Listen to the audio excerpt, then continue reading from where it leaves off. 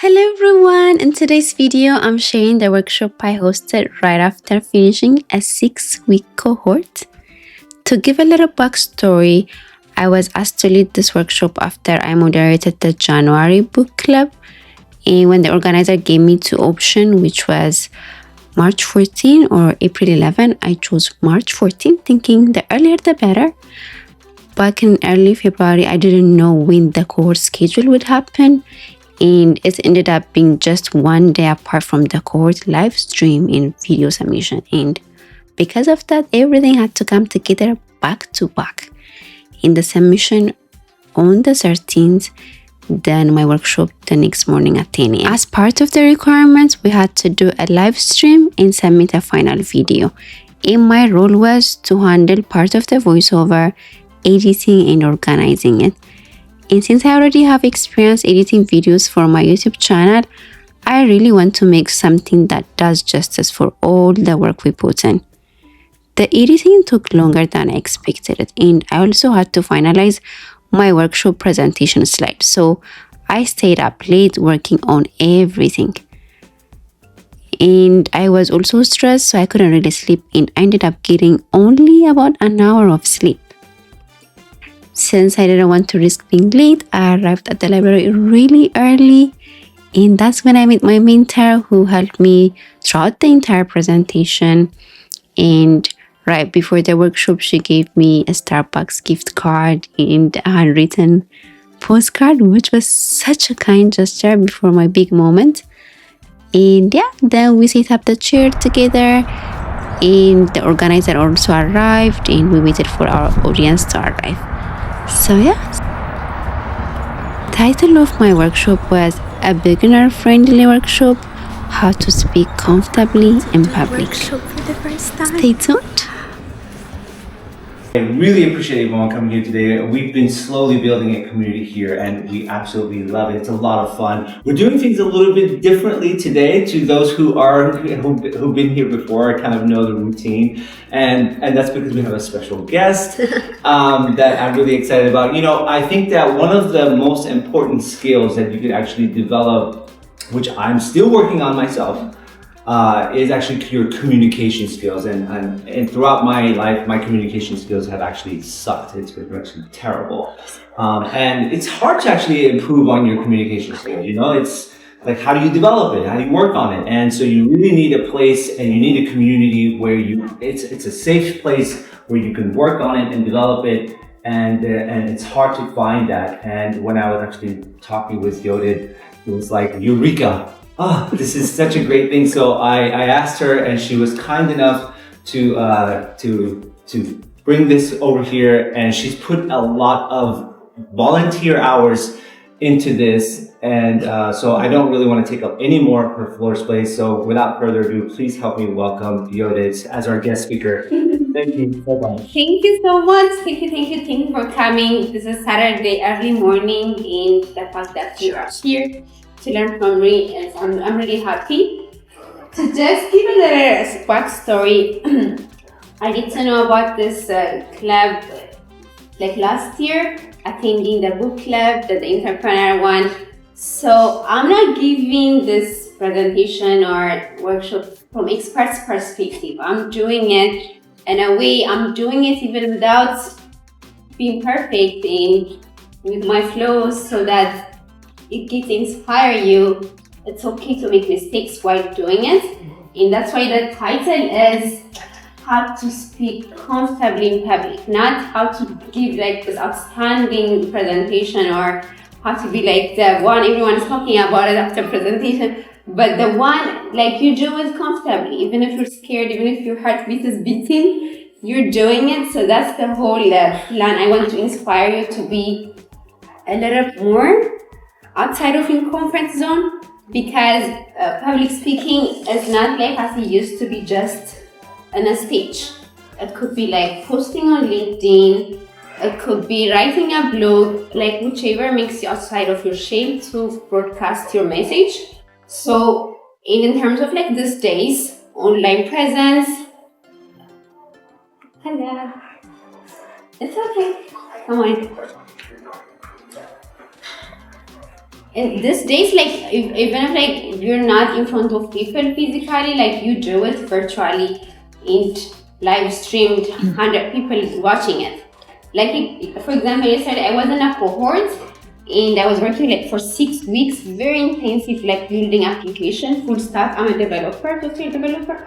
So we have to present. So we're a team of 5, we're a team of 5. One team lead was there, and we built like this intensive application for to present. And in that live stream, 400 people was there.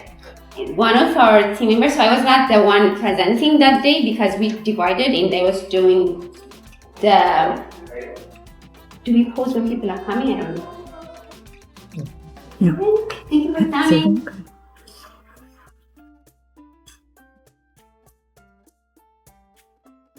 What do you want me to pause while until the title or? No, keep going. Okay. So then the person, so my part was to do a video preparation, edit, like do a lot of things, and 2 people were doing presentation. So they were so scared. So for me, like, because I'm practicing, even I'm nervous, but people might not notice it. But one of the team member, he forgot his name. He mentioned the other person's name. He forgot my name. For me, I was like editing, so I was just listening, so I didn't see the whole entire thing, but it was live streamed on, Twitter, LinkedIn, YouTube, so it was around 3,000 people are watching that thing, and it was 6 p.m., and he was stressed. So it's just like, it's not like it used to be, like you're not always going to be in front of people, it could be online. I write blogs every week on LinkedIn. Like the fact that people might judge me, whatever I'm putting it out there, that's like public speaking. Because I'm not standing in front of them, but they're perceiving me in a way that I'm writing. So I feel like public speaking evolves throughout the years, especially like with digital life. So most people don't post because for me personally, I was not posting. I was scared. What if they don't like it? What if I'm not good enough? What if they find out I don't know this one? So many reasons I had that one. So, but then I attended a conference and the keynote speaker was like, it's okay, just do it. So my goal was like to post before the year ends. So I start in December 15, I remember. I wrote a blog for the first time and I posted it in the developer.2, I think. Then you can share that link to LinkedIn. Then I think I got 233 followers there. I don't even know how that happened. So you never know like who will find your story inspiring. They'll be like, how do you be consistent?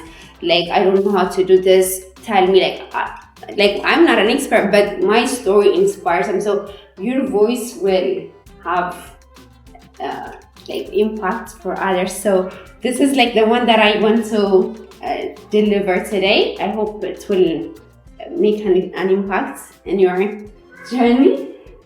So yeah, we will do some exercise.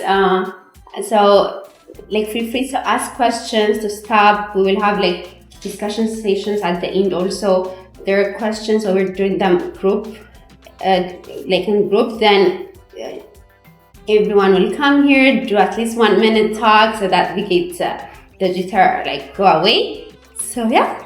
So I want to tell you my first big in-person public speaking. So it was 2024 September. It was my friend's wedding, and I was maid of honor. So I know in movies they give speech, but I didn't know that's expected given things, and I was not told I supposed to give speech. So the husband was around midnight. Oh, by the way, did you prepare for your speech? I was like, what speech? He was no, you're supposed to give, the base one is preparing a speech, but it's not a must, but if you want, there is an option.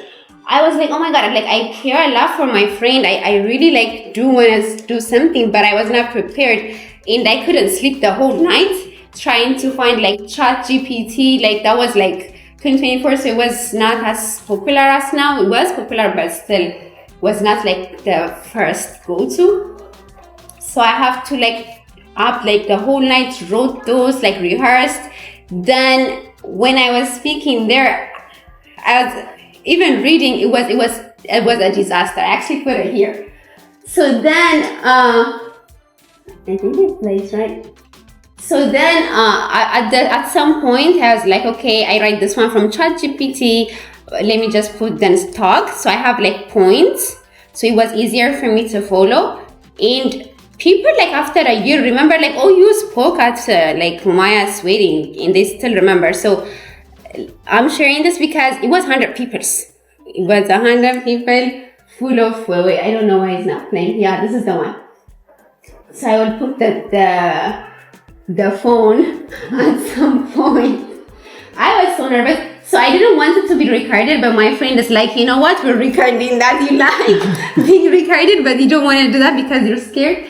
But yeah, I put my phone, then I talked, and it was like people usually like don't remember the mistake you're making. They remember the impact. Are you relatable? Are you like giving a story that inspires them, or like something simple? It doesn't have to be perfect. So usually like when you're super like stressed in stage or something, people genuinely worried for you, and it will like make them stress because that's like energy is contagious. So if you're tense and like that, it would be like very stressful for them. But other than that, if it's like somehow structured and you're doing it, even if you're scared, it goes easy. It gets easier. So that was the place video. I think got me. Oh yeah. So one of the things that it affected me, like speaking, was to inspire me to really be intentional about speaking. Was I was working in corporate, and I personally don't like online things because I'm a very in-person person, and it's really hard for me to connect, and we don't even turn on cameras or workplace. So I was like so quiet, and if you're quiet and you're not really like be advocating for yourself, it's really hard to grow in corporate world. So I was like, okay, I need to get rid of that. Then one of the things that I did was taking acting class. So I think I took 10 weeks of acting class. It really did help me. I have like a YouTube channel. I do record myself, but like talking in front of the camera was really unnatural for me. But like practicing, you have to do that there. Like it was, you have to do assignment, you have to present it, and like we're 2 or 3 people, so there is no way you're not talking. So like in the in-person things brings the energy that I needed it, so it really helped me. And there's another one, I will mention that one, but I want us to do exercise. So whichever is easier, maybe writing, maybe taking hands out, but what are the 3 biggest fears of public speaking? I want to know. Forgetting to do speeches. I have all of them. Yeah, all of them. I mean, like this one, I have a question for this follow-up question. So if you prepare enough, does that fear go away? It doesn't go away. It does definitely manage it a little bit better. Mm-hmm. You know, and I think through doing public speaking, it does reduce it. But even I've done this public speaking, and every time I show up, I'm still a little nervous. It never completely goes away. But it definitely, from the first time versus like now, it's definitely is reduced quite a lot. Versus the first time, I was like, ah! Yeah. So I think like being a little scared is a sense of like you care enough, which is good. I don't think it might entirely go away even if you do it for a long time. I don't know, Jane. Actually, I didn't ask your fear. What is your fear? Oh my god. Sorry. she's fearless. That's what I thought, right? I was like, that's why I remember. It's like, oh my god. I do get a little anxious before a presentation, and I agree with Judith that in person is usually better for me because I can connect with the audience. I can look at them, they're nodding or they're smiling, and so I get courage from that. When I was a brand new Toastmaster, we were talking about how fear is like a bunch of butterflies in your stomach and they're just churning. And the advice was, grab those butterflies, make them fly in formation. And that imagery for me just gives me the courage. I know my butterflies are under control and I can go and at least do a presentation without wrecking my whole